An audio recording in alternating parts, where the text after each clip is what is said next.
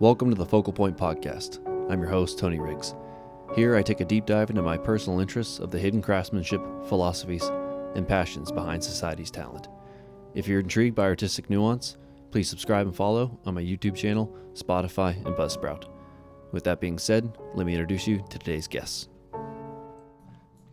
How's the situation been since the fires in LA? Calmer. It's been like a year now since that happened.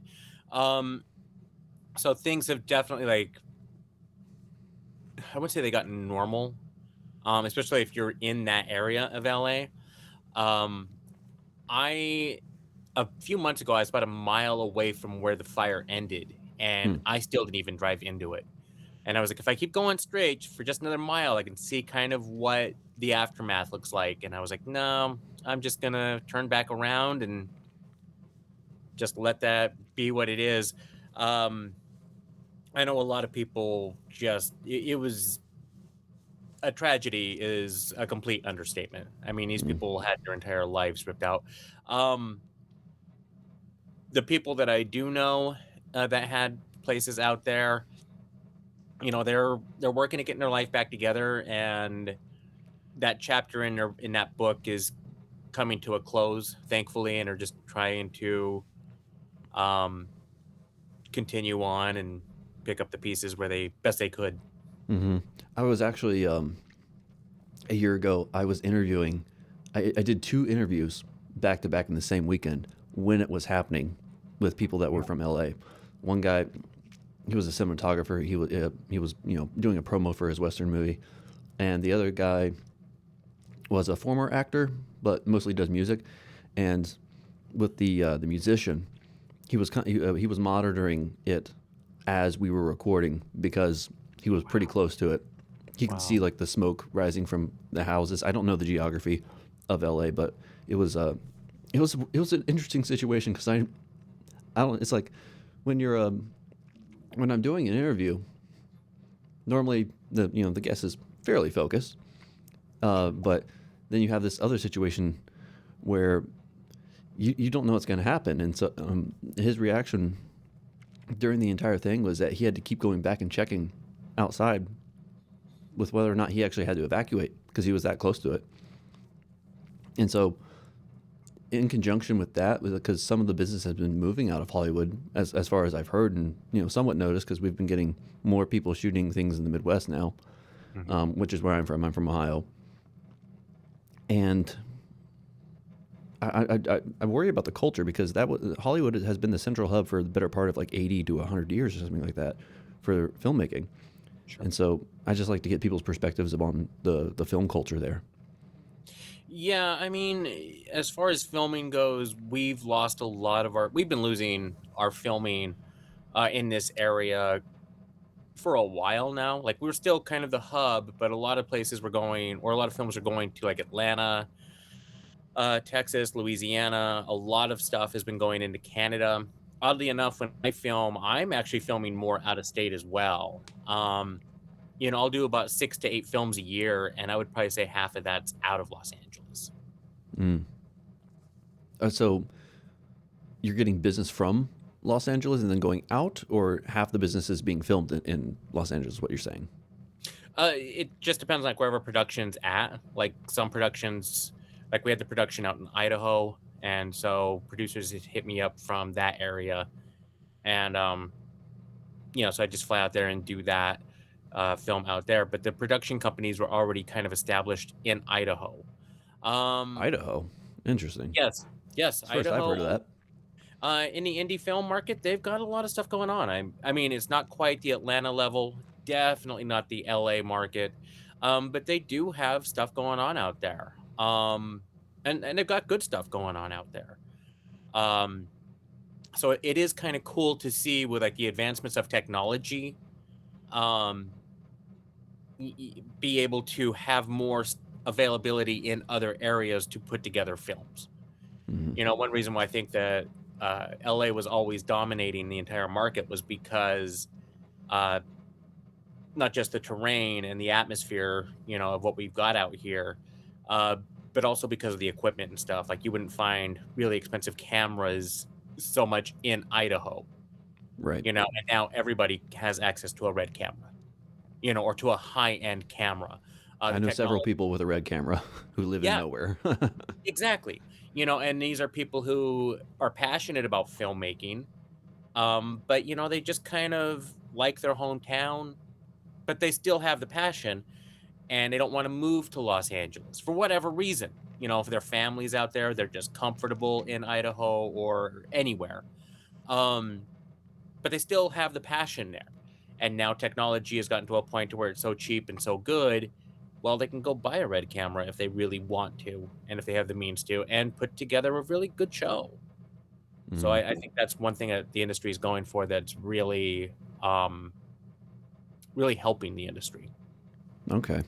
I heard a lot of from a few of the cinematographers that I know out in LA that right now to supplement the bread and butter has really been vertical content. Have you gotten involved with that at all? I'm sorry, say it again. My I've heard speaker. that I've heard that some of the cinematographers that I know out in LA that some of the bread and butter that they've been using to supplement their income during during this economical phase in Los Angeles is vertical content. Have you gotten involved with that at all? I haven't, and I know verticals are taking off. The word behind the scenes is verticals are they're going to hit really quick. A lot of people are going to start doing those. I have not. I've seen two breakdowns come down through verticals on my own, um, but I know that it's going to happen. Um, I don't have enough experience with them to say where they're going to go for sure. But with what I'm hearing, they are definitely in the works and they are going to come fast. And I Because think that that's I've going to be an opportunity for people. I've never watched any of the vertical content, but I see it pop up all the time in my feed.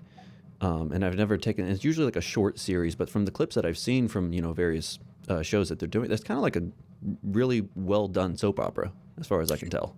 Yeah, and that's what it seems to be.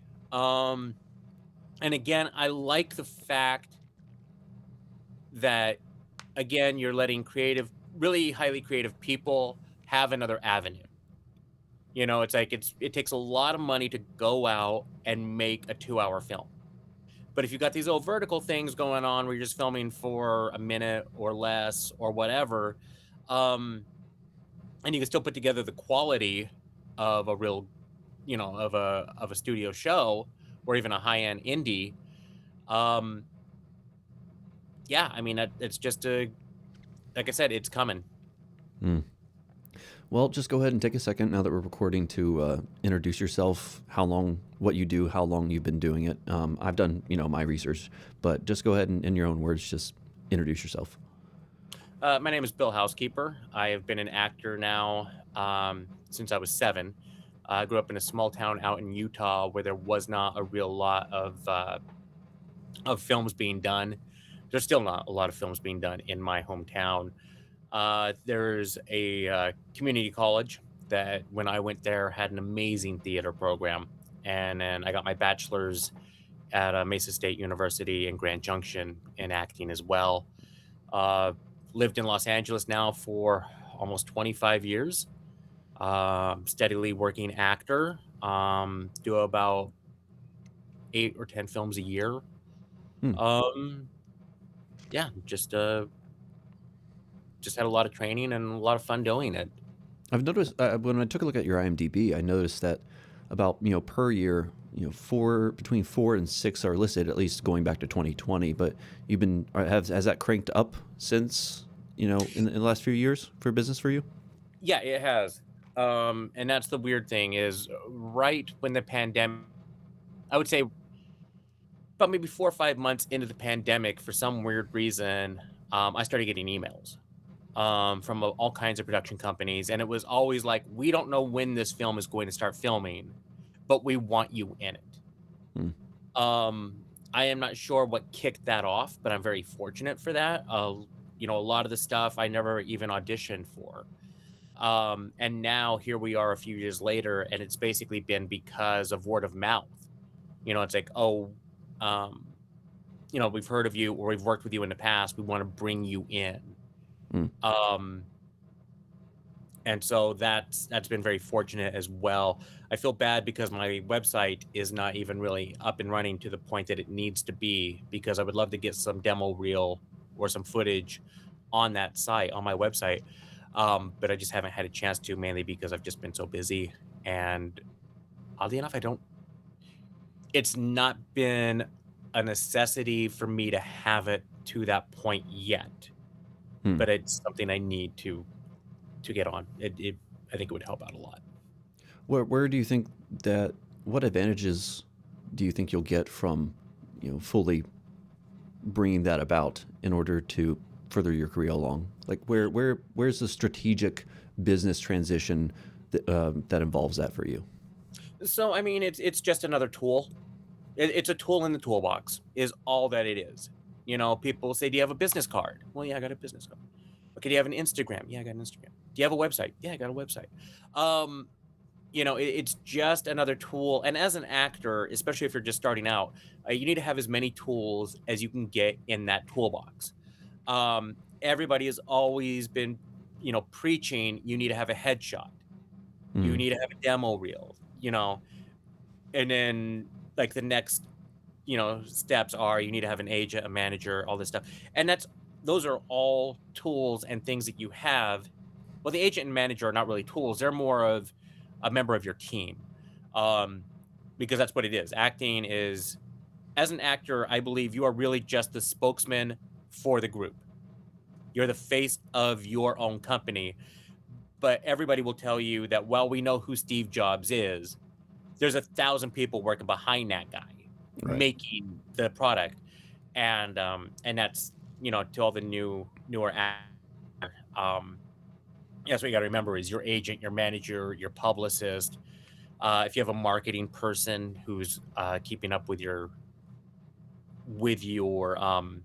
social media, these are part of your team.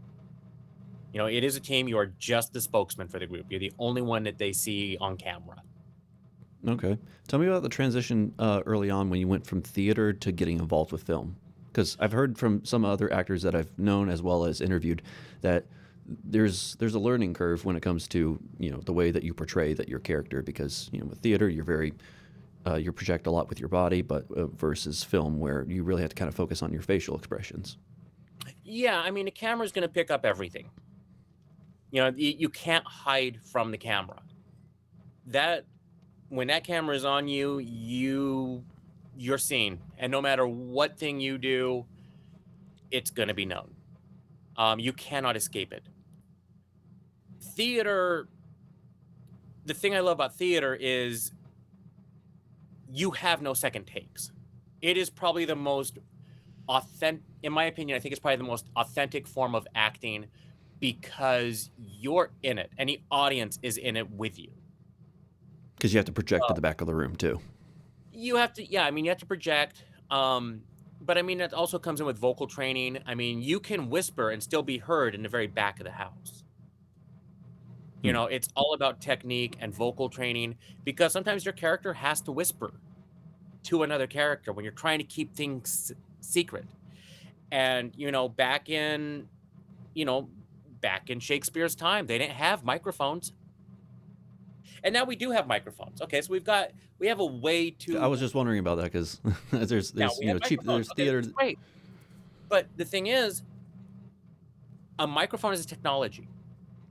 And anybody who has seen any show, any concert, if you're in the corporate world and you're going to corporate meetings, if you are even on a cruise ship watching some of their plays, there's going to be a failure.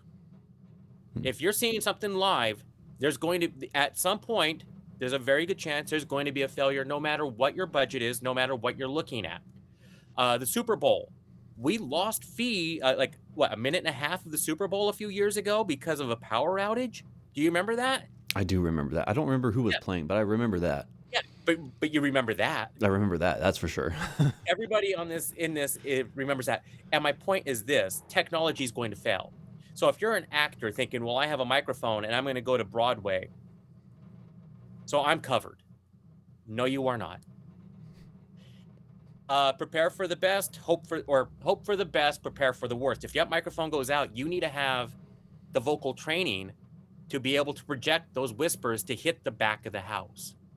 Hmm, Now that that's could be a true. few different ways. I mean, there's techniques and there's subconscious things you can do. Like if, hey, how you doing? It's like, okay, well, we see that he has his mouth up. We can see he's talking directly to this person very closely. We know that this is a whisper, so that the people on the other side of the room don't hear this. That's more of like a subconscious way of doing it, where the audience is like, I get it, I see it. Because my take on on theatrical productions is it's the it's the halfway point between a book and a movie. You're half watching it live, half hearing it, and then you're imagining the rest of the set in the world that encapsulates the stage that you're on. And so people are kind of more willing, I think, especially nowadays, because movies are really good at just the technical level of accomplishing something that's very aesthetic to be able to grab you. With theater, you have to be willing to use your imagination the same way that you do with a book, and so there's a little bit more leeway, in my opinion, when it comes to theater versus film. Yeah, yeah, and you know, it's interesting to see what an editor can do in a film. Hmm. You can have 45 just terrible takes, but if you got that one that's kind of good, and then an editor walks in and he is like, here's, you get an Oscar winning editor, he'll be like, here's how we make this look good. Here's how we just make this scene shine. Um, I really want to point out to any actor out there, um, really pay attention to your lighting, your sound, your editing, pay attention to your crew. They're the ones who are going to make you look good. They're the ones who are going to make you sound good. You could be the best actor in the world, but if nobody hears a word that you're saying, then what? If the Hmm. lights are off of you and nobody sees you, then what? So it's like, give these people the respect and they've earned. Be very kind to them because they're there to help you look good as well. So really be nice to your crew. Well, when you're mentioning sound, when I was going through some of your material, you were in a film called Envy Leads the Way, and Yeah. your part in that, I'm pretty sure, when I saw your scene come on, that you had to do ADR for that. Was it? Do you recall doing that? Envy Lead the Way, is it? I did 2 movies with Rin. Yes, that one we Because I did do it. saw I saw the way that your lips were moving, but it looked like it was much more congested in the throat, but it was really clear audio when it was dubbing over, and I was just wondering about your experiences with technical things that you have to get called back in for. Do you end up getting called back in for things like that often? Not often, but it does happen. And um, when you do something like that, you've really got to pay attention, like what it is you're doing. Um, what I would do is I would re-listen to what I had done. Have the director send you in the scene that needs to be reshot Mm. and duplicate it perfectly. Now I have been known to have like my stopwatch on my phone going. This is in rehearsal. This isn't actually when you're there to Okay. do. This is you're training yourself to sound exactly like what you did. Well, how long was this pause? Well, this pause is 5 seconds. You have to have that be 5 seconds. So having like a timer or more of a stopwatch of there's your 5 seconds, speak the word now. Um, and then usually when they give you the footage that you're going to have to sync back up, it'll have a timestamp sometimes as well on the bottom of the screen. So you can kind of like, okay, it's coming up, 5, 4, 3, 2, 1, go. Um, that's one trick that I've used in that situation. Again, those out of all the acting I've done, that's probably the hardest. That's probably For the sure. hardest type of acting. Um, just because it has to be perfect.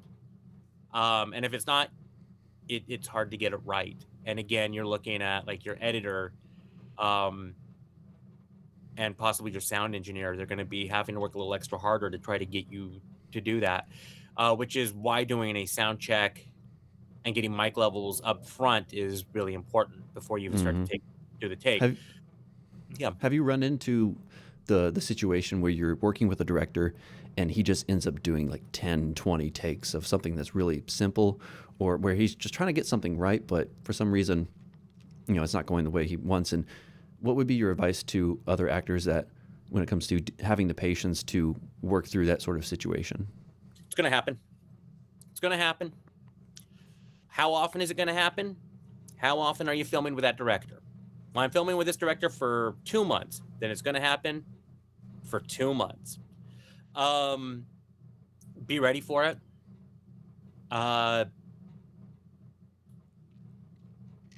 Is it a problem? I mean, that's the other thing, though. Is it a problem?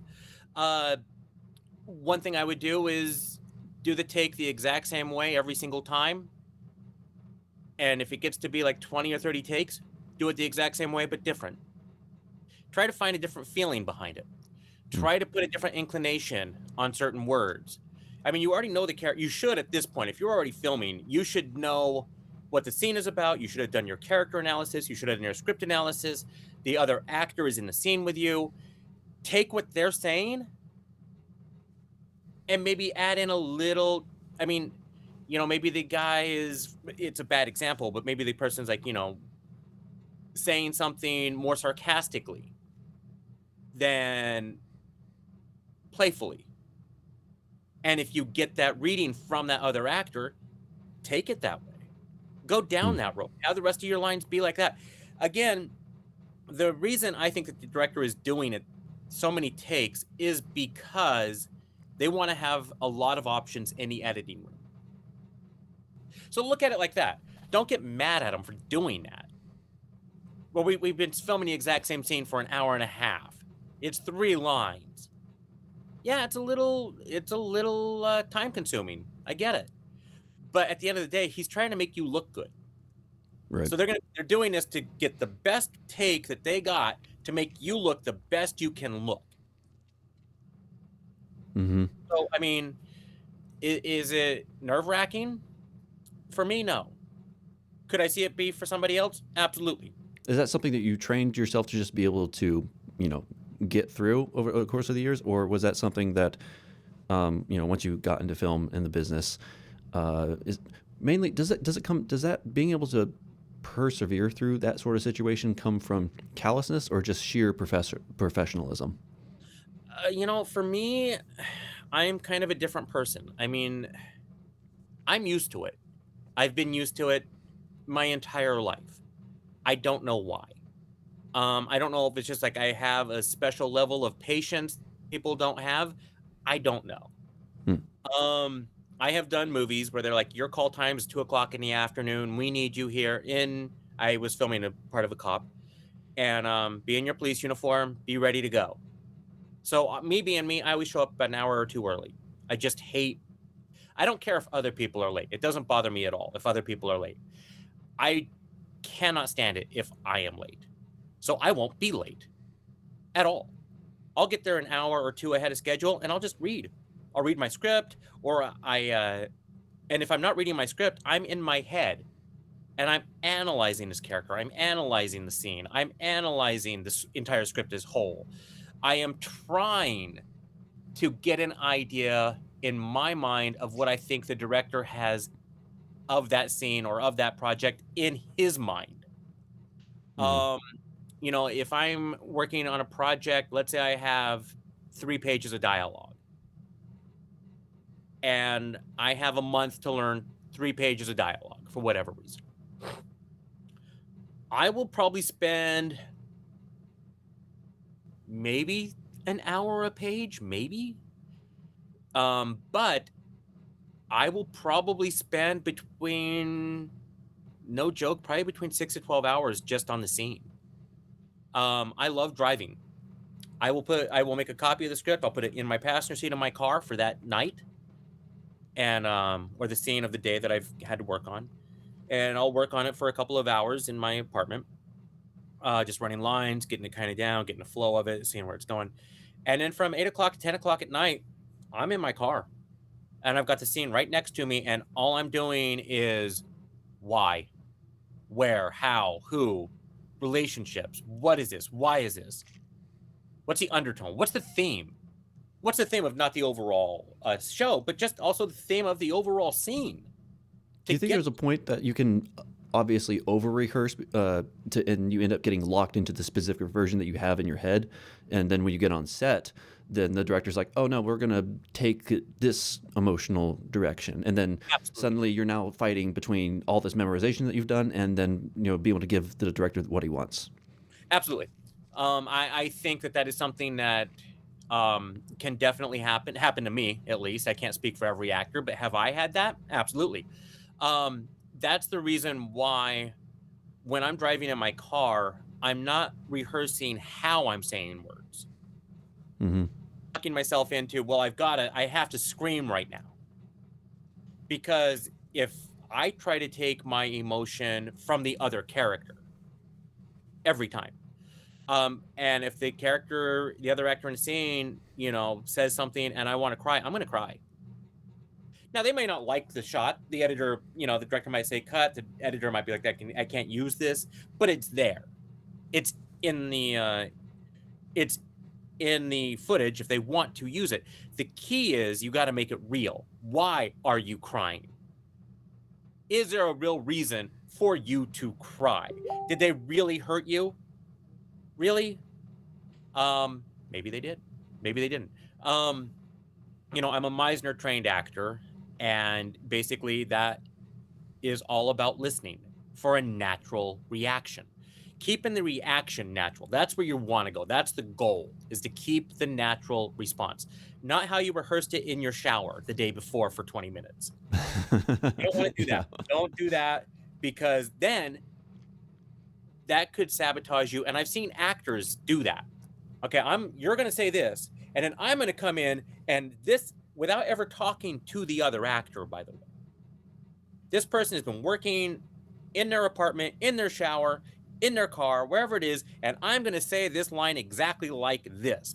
And it's beautiful and it's flawless and they nail it. But the other actor comes in and the line before what this actor has prepared for says a line in a way that doesn't constitute those feelings. So now Would you this say actor, then that? Would you yeah. say then that chemistry, which do you think matters more, chemistry with your scene partner or chemistry with the director? Because with the director, if you have that line of communication where, you guys are being able to understand each other very, very well, versus being able to hold that authenticity within the scene with your scene partner. Both Bit of a is, I trolley think. problem. I had to throw that one at you. Oh, good, good. And it's a great question, and I really like this question a lot. First off, I would say both. Second off, you should hope, and you will never know. So don't even try to analyze this, because you're not going to get an answer as an actor. If you have an actress, you need to have that relationship with that actress.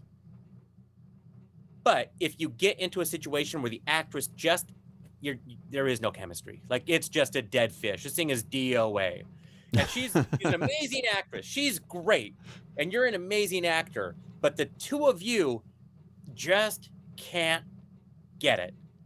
And you're doing your best, like you're both professionals, but for whatever reason, you guys just don't like each other.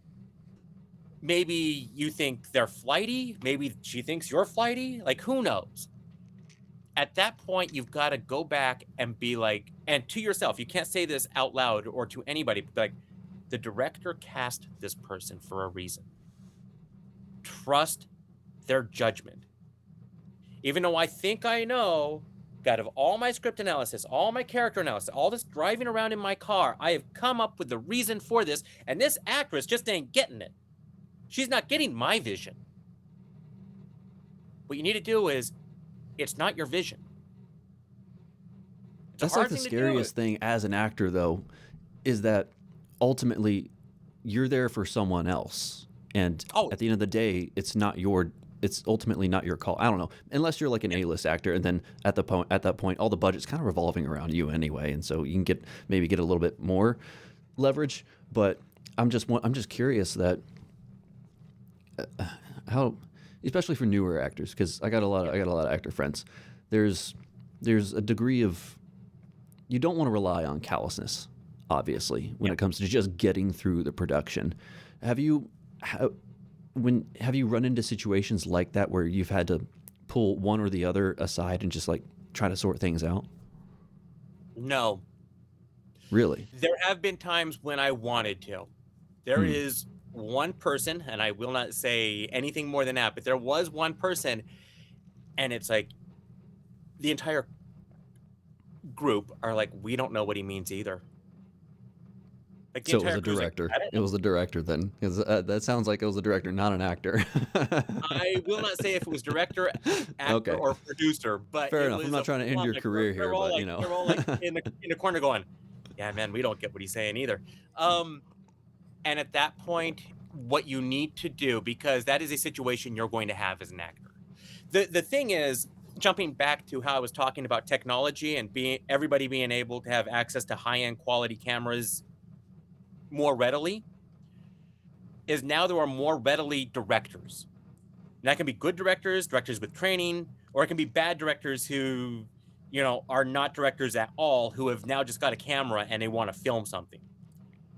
And you, as an actor and as a professional, you need to realize these people exist, that you're going to run into them, and you need to make the best use of the time that you're there with that production. What I would recommend, if you have a director like that, or I would say more director more than a cast member. I'll come back to cast in a minute.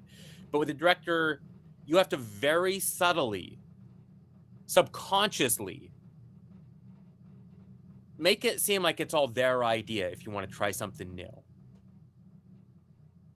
And see if I can, like, oh, that was it's like you want, like, they're off on option You A. have And to appeal to their inner genius, you know. yeah, exactly. They're dead set on option A, and you're like, man, option D is so much better. But if I've already done it like option D and they just don't like it, and it's like, how do you make them come to be like, hey, can we just try option D? And here's a really good example of that. Johnny Depp is going to get fired from Pirates of the Caribbean. They didn't like him. Mm. They didn't like his Jack Sparrow. They were like, dude, you're going way too out It in was left the field. studio, was it? It was the Yeah, studio, I think, and it wasn't yeah. the director. It was the studio. It might have been studio, yeah, but it was somebody with a lot of power who could have said, "You're gone," and he's like, "I get it, like I see what you're saying, but just please trust me." And they're like, "Dude, like you got to tone this down." He goes, "Please don't have me tune it down. I'm onto something. I know I'm onto something." And what was he onto? A franchise, 5 films. It's like he knew what he was doing. But this is Johnny Depp in studios. Mm-hmm. The actors watching this are probably like beginning actors, um, or indie filmmakers, or even student filmmakers. And there might be a couple of like studio people in this, but I'm assuming the majority will probably be our indie filmmakers and indie friends. And we don't have kind of clout with our directors. We can't just say, "Can you please just trust me? I got an idea." If If you you have a try to director, express that clout, you're not going to be there very long. well, and that's the thing, is it's a very, especially if you have a director who's like, no. So you got to kind of be like, it's a really hard tiptoey thing to do where you're like, try it subtly, at the dinner table or lunch table or whatever, when you're like, hey, I like the idea that you had last week, and I've kind of interpreted it to be this, and kind of lead them down to being like option D. You always have to phrase it like a Until you get up. suggestion. What's that? You always have to phrase it like a suggestion, an Yeah. imperative suggestion.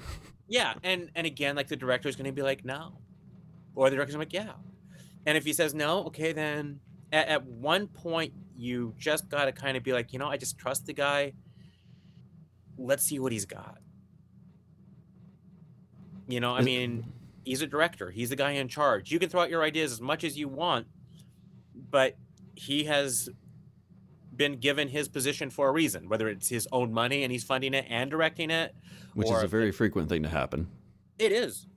Or financiers just really like him and they're like, we trust this guy and he's going to, go all the way with it.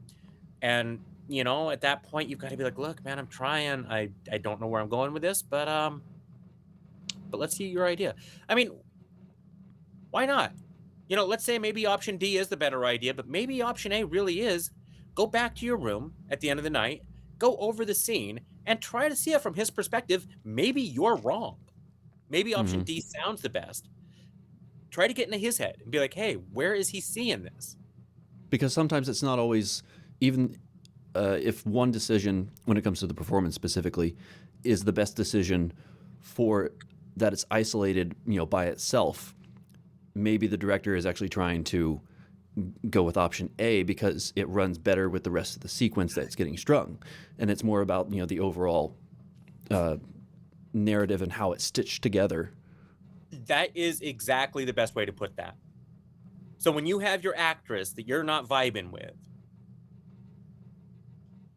the director, a good director, will know where it starts and where it ends, and all the little tiny scenes in between. Trust their vision, because yeah, they may see that you don't, and they've been working on it for months, if not years. And now here you are coming in, 2 or 3 for a 2 or 3 month long shoot, and you have an idea of it too. But if it's not working, trust them. Just see Hmm. where it goes. When it comes, what's tell me about what you learned from the best experience you've had with the director in comparison with your worst experience. Um.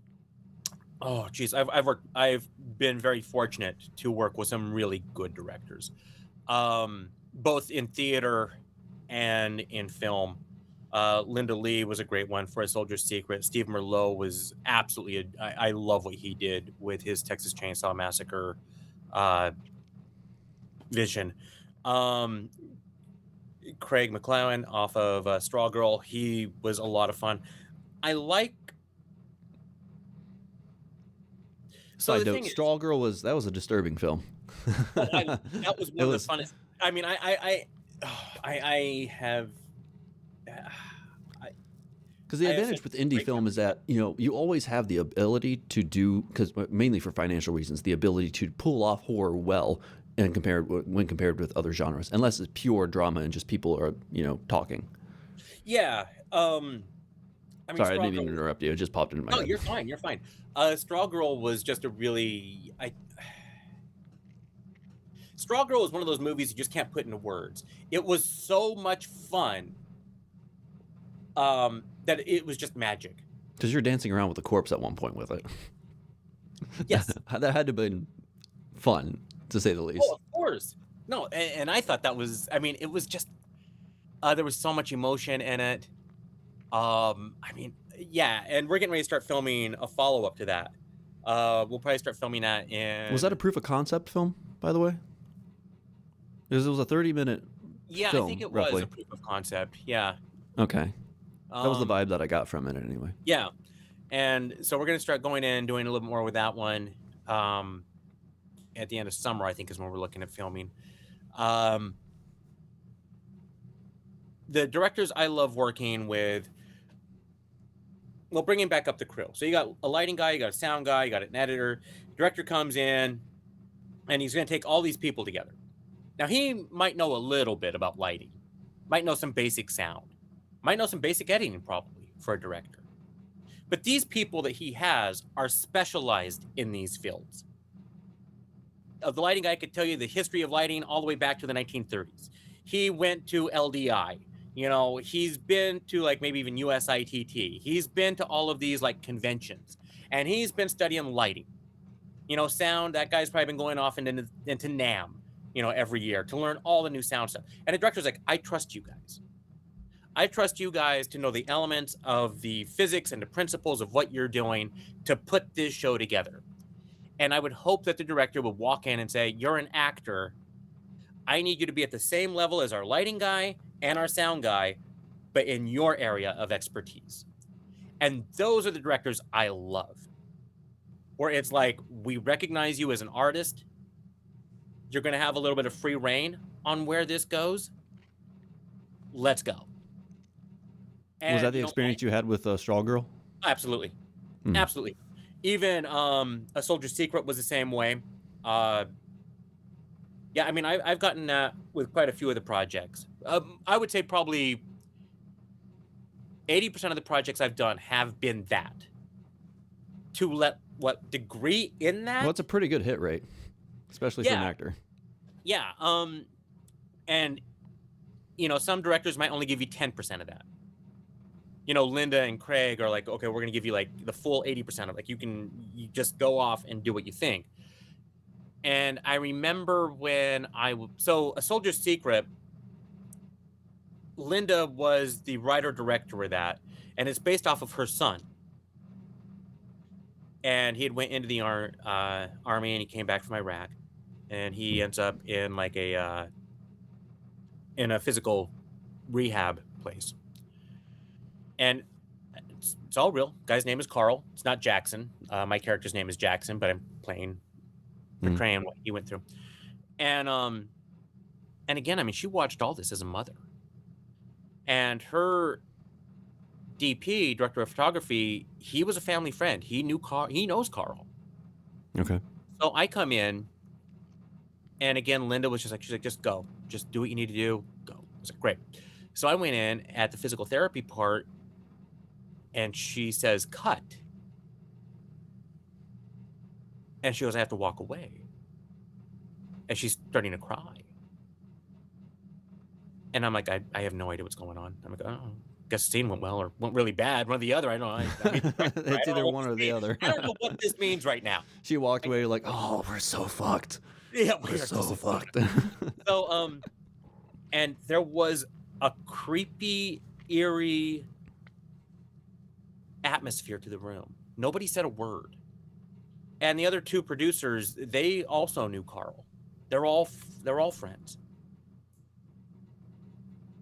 And then Mike, the DP, goes, how'd you know? I'm like, I got no clue what you're talking about. How'd I know what? He goes, that thing. I'm like, Mike, you gotta give me, can you be more vague, Mike? Can you be more vague for me? Because I got no clue what you're talking about. He goes, your hand. How did you know about the hand? And I was like, I wasn't paying attention to my hand. I have no idea what you're talking about right now. And he goes, your hand and your thumb were moving the exact same way his was. That's very specific. And he goes, how did you know that? And I said, I didn't even know I was moving my hand. And he showed me back the video footage, and my hand was like had a really bizarre, unique twitch to it. When you are so in tune with your character,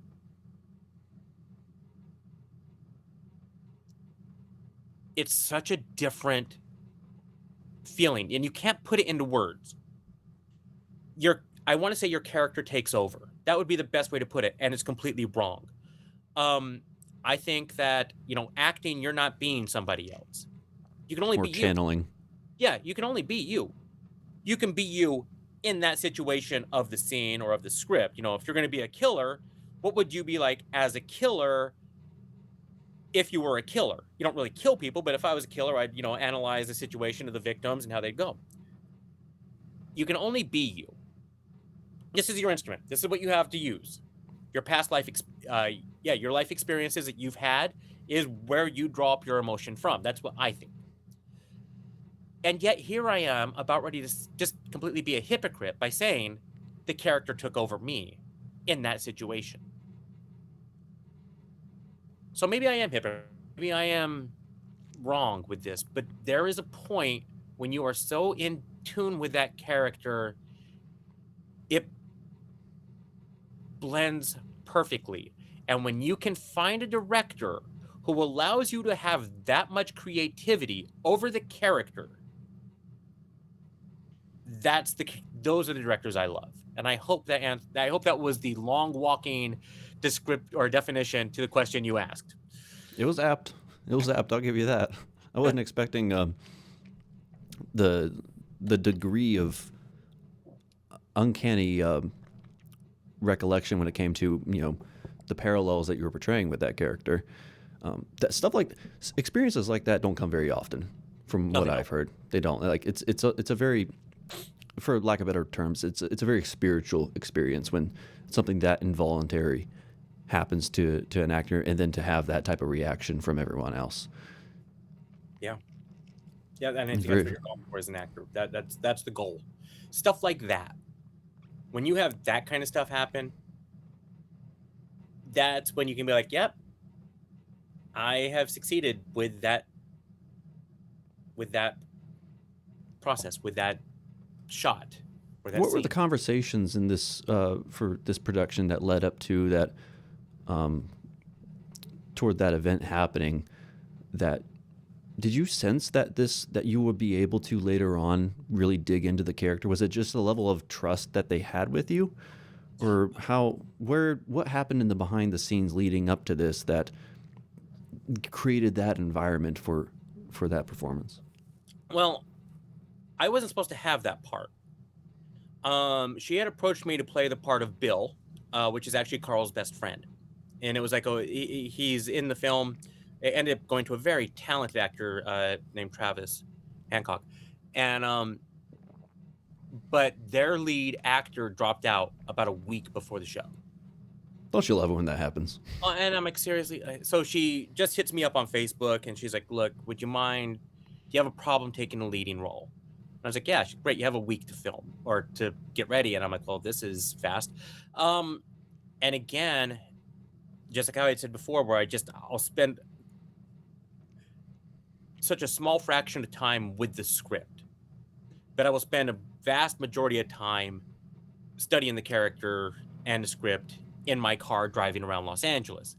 And that was the prep work that I had done.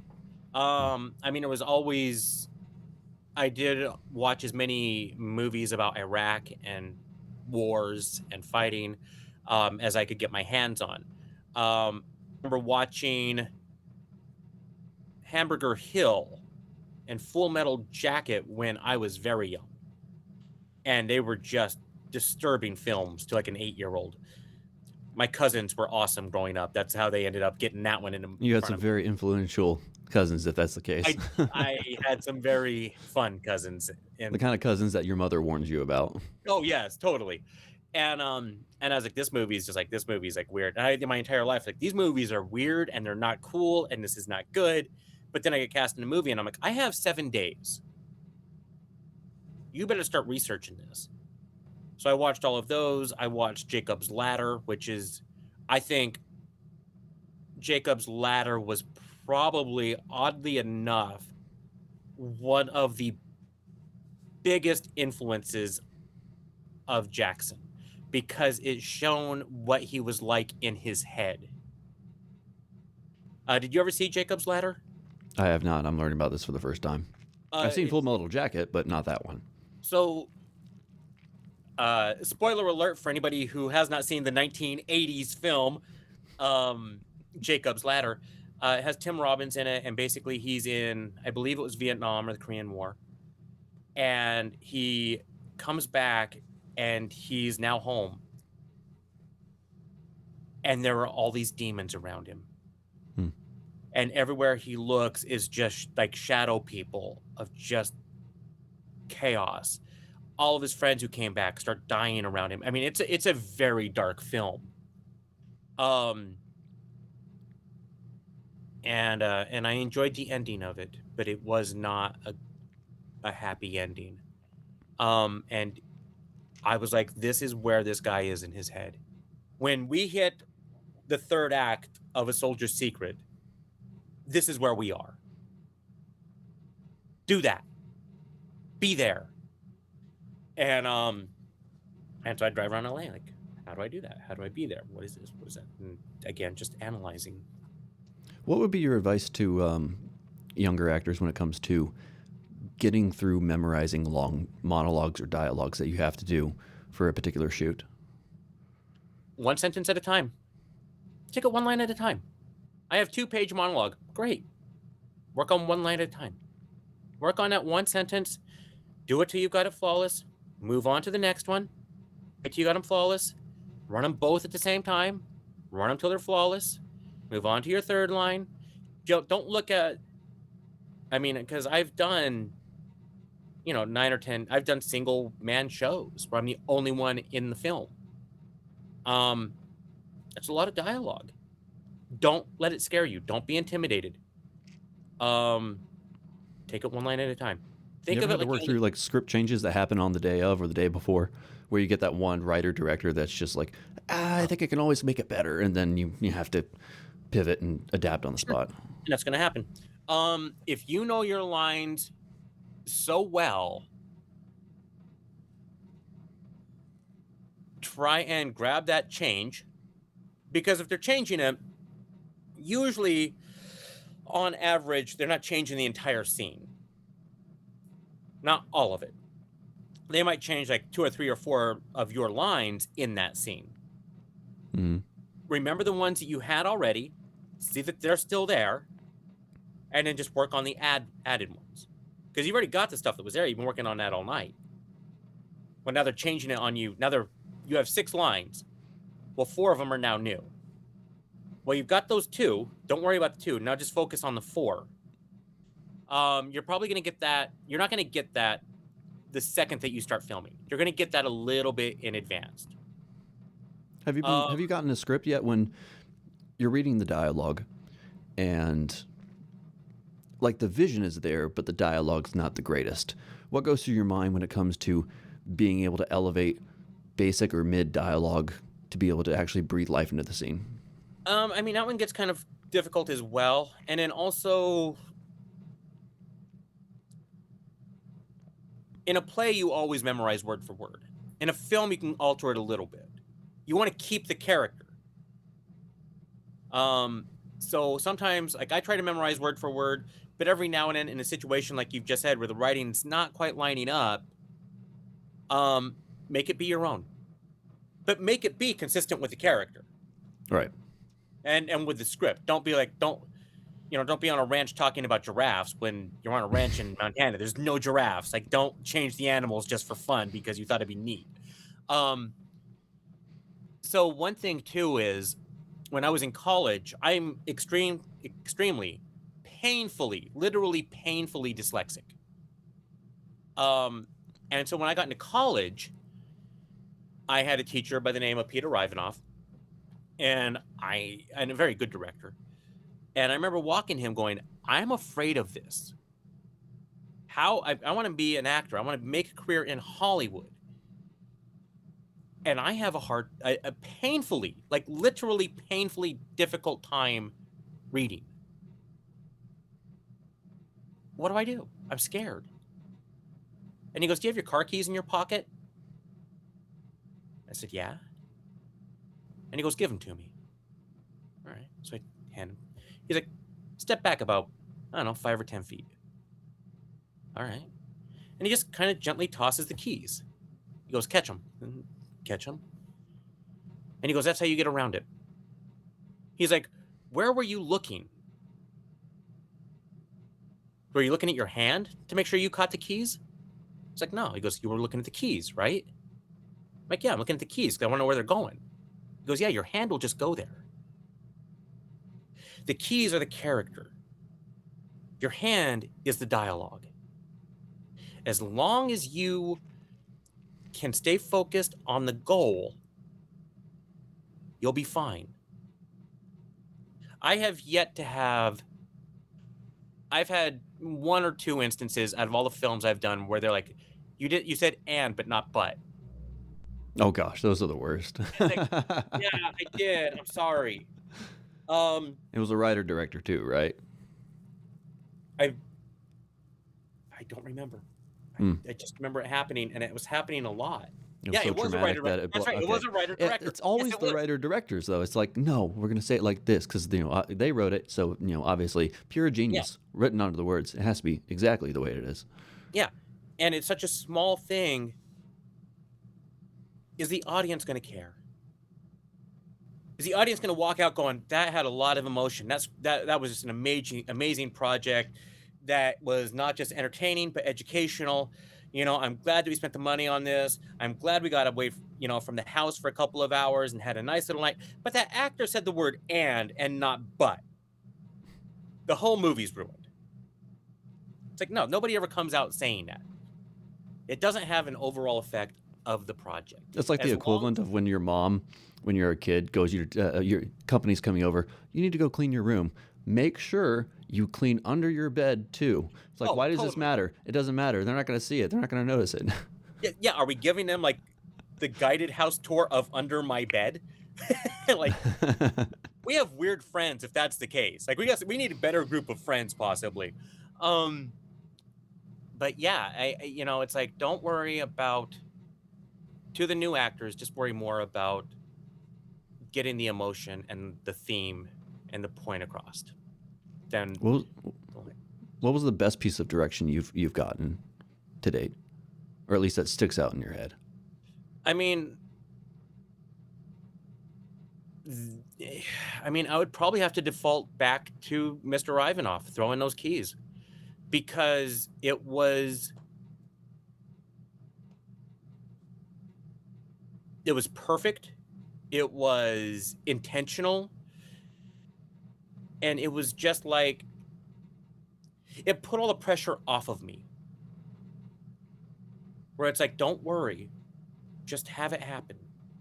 And I think that's the advice that I would give to that question is, don't put yourself under all of that pressure to be perfect. No, right off the bat, it's not going to be. You are never going to have a perfect show. Just not going to happen. What you can do is your best. If you sneeze during an audition, nobody cares. You can walk in out of the audition completely, oh my God, I just sneezed. I can't believe I did that. It's fine. It's human. And that's what people are looking for. The directors and the producers, they're looking for you to be human. Unless you're a villain. Maybe they want something a little more inhuman. I don't know. But yeah. But even then, like, it's like your villains need to be likable. That's true. The best villains are likable. Like the Joker. We all love the Joker. Oh, yeah. We all love... Oh, great example. But I mean, like, even like Pablo Escobar in Narco, during like the last few episodes where he's all by himself, standing by himself by the pool, you're kind of like, I kind of feel bad for this guy. And you're like, no, I've watched the entire season. This guy's evil. Like, this is not a good guy. Well, it's a great example, though, when it comes to those types of characters, is that I think my theory is that in order to actually cause an audience's mind to be able to sync up and detach, there's an unconscious confusion when it comes to their allegiances, when they're viewing the story and listening to the characters, because they're wrestling with what they're trying to decide about somebody, and now they've forgotten that they just spilled their popcorn because they've gotten lost in it. Yeah, the aesthetic distance is what that's called. It's like where the audience is part of the show, and if you're watching a show and you're like 20 minutes in going, yeah, I'm just still sitting here in a theater. None of these people, I don't care about a single actor I'm watching on screen. I don't care about the story. I don't care about any of this stuff. Your aesthetic distance is pretty much non-existent. You're not in the film. Whereas if you go see a really good movie, you're in. Like, you're just like, this whole thing is amazing. Like, I forget that I'm sitting in a movie theater. I'm actually like Tombstone, I think, is a great movie that a lot of people can be like, that was awesome. Where it's like the movie ends, like, oh, 2 hours just left. I never thought 2 hours would be over already. That's the best time. Yeah, Shawshank Redemption's another one where it's like, that's like a 2.5 hour, 3 hour movie, and that's like a 15-minute film. Because you walk out going, I was in the entire time. I can't believe 2.5 hours went by. It felt like 15 minutes. You have that aesthetic distance where you're in the film and you're fully engulfed. You're 100% committed. Wherever we go is wherever we go. And I'm in, and I can't wait to see what happens next. Well, Bill, thanks for coming on the show. I loved Thank you for having me. Hearing your experiences, and I'm sure there's a lot of advice that you gave a lot of people are going to be able to take away from. Do you have any final thoughts you want to leave with the audience? To all of the new filmmakers, I would say, don't be afraid about making mistakes. Make them. Learn from them. Always learn from them. But don't be afraid if you screw up. It's the only way you're going to learn. So just accept that. Bill, thanks again. Thank you so much for having me. I really appreciate it.